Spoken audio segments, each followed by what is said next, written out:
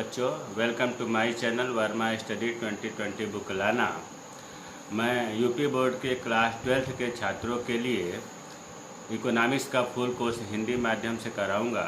यदि आप full course करना चाहते हैं तो मेरे चैनल को सब्सक्राइब कीजिए और बेल आइकन को प्रेस करना न भूलें ताकि जो भी वीडियो मैं अपलोड करूं उसका नोटिफिकेशन सबसे पहले मिल सके।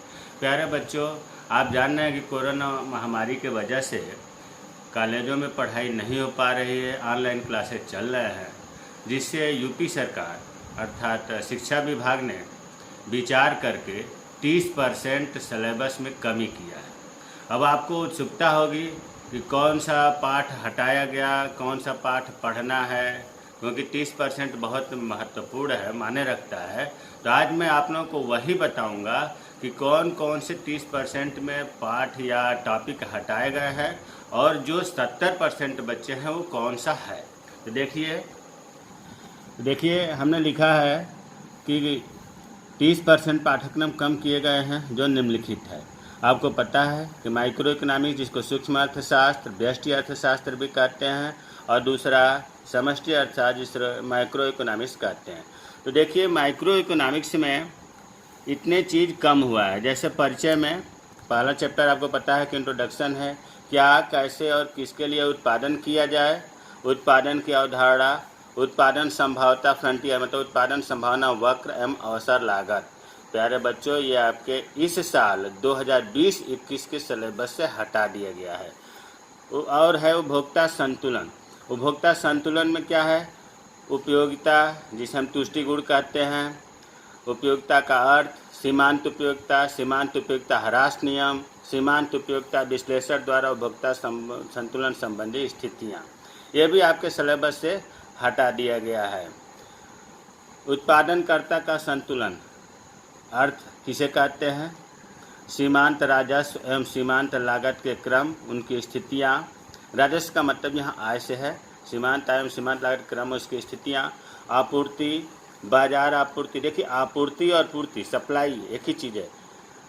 तो आपूर्ति, बाजार आपूर्ति, आपूर्ति के निर्धारक, आपूर्ति सारणी, आपूर्ति वक्र एवं उसका ढलान, प्रवणता जिसे कहते हैं स्लोप, आपूर्ति वक्र में गतिविधियाँ एवं आपूर्ति वक्र का खिसकना, आपूर्ति लोच की कीमत, आपूर्ति लोच की कीमत का मापन में प्रतिशत परिवर्तन प्रणाली, ये आपके इस बार 2020-21 से हटा दिया गया है।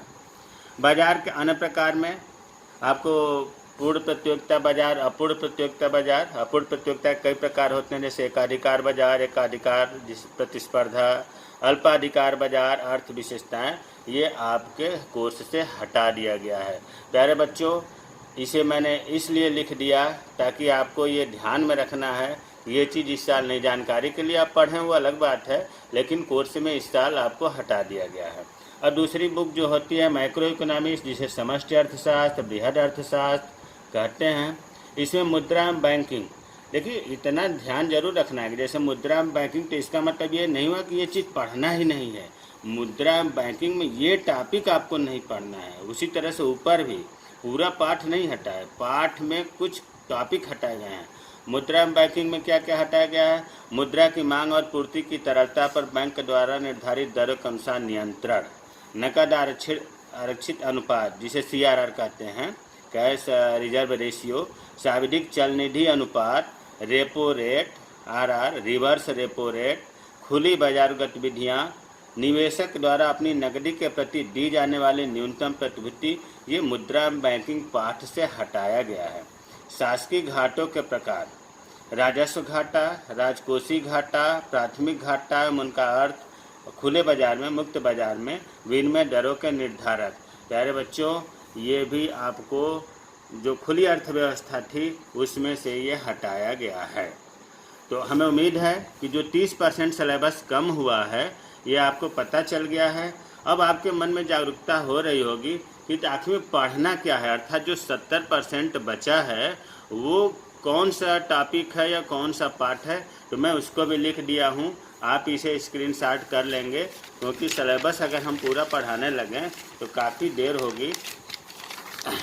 ये 70% पाठ्यक्रम जो आपको पढ़ना है, ध्यान रखना है, 2020-21 सत्र के लिए है। तो माइक्रो इकोनॉमिक्स में ये पूरा पेज का है।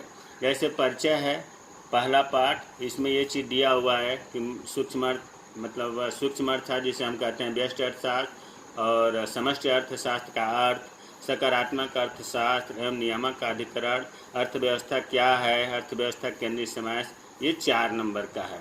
दूसरा पाठ उपभोक्ता संतुलन एवं मांग, ये 18 नंबर का है।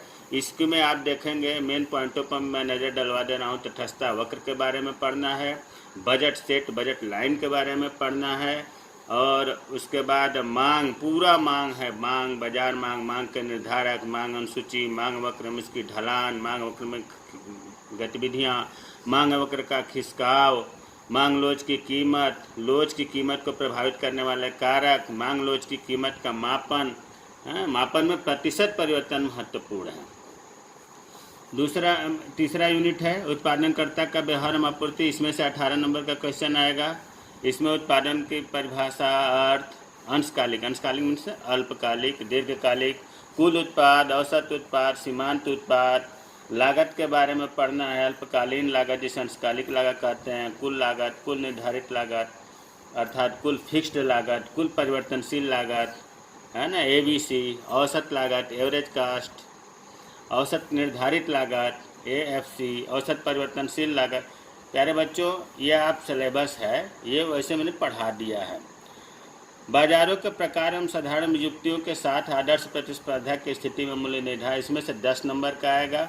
आदर्श प्रतिस्पर्धा क्या है, इसकी विशेषताएं क्या है, बाजार संतुलन का निर्धारित करने वाले एवं खिसकने की मांग एवं आपूर्ति पर असर क्या है, मांग एवं आपूर्ति के साधारण प्रयोग, मूल्य नियंत्रण, ये आपके माइक्रो इकोनॉमिक्स का सिलेबस है यूपी बोर्ड का।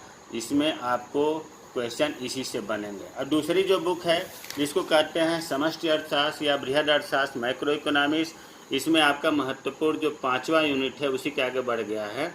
4 यूनिट फर्स्ट बुक में था और 5 यूनिट सेकेंड बुक में है। 5वां राष्ट्रीय आय एवं संबंधित आंकड़े, ये 12 नंबर का क्वेश्चन है बच्चों।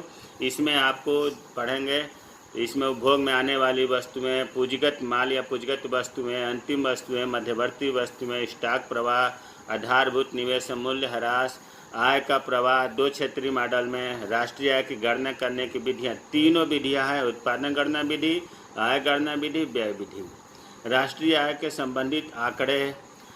उसके बाद इसमें अगला पाठ है मुद्रा बैंकिंग। इसमें से कुछ निकाल दिया गया है जो अभी हम लोगों ने देखा। अब इसमें मुद्रा की परिभाषा, मुद्रा की आपूर्ति, वाणिज्यिक बैंकिंग प्रणाली, ये चीज़ मुद्रा बैंकिंग पार्ट से है। आय एवं रोजगार का निर्धारण, इसमें आपका ये चीज़ दिया हुआ है। प्यारे बच्चों, सिलेबस है, जब पढ़ाया जाएगा तो ये चीज़ें हम ध्यान में रखकर ही पढ़ाएंगे।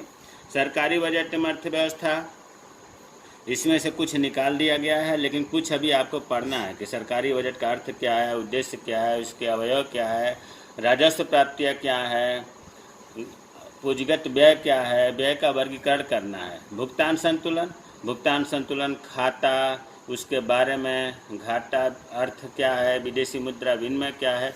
तो हमारे कहने का मतलब माइक्रो इकोनॉमिक्स का सिलेबस ये है।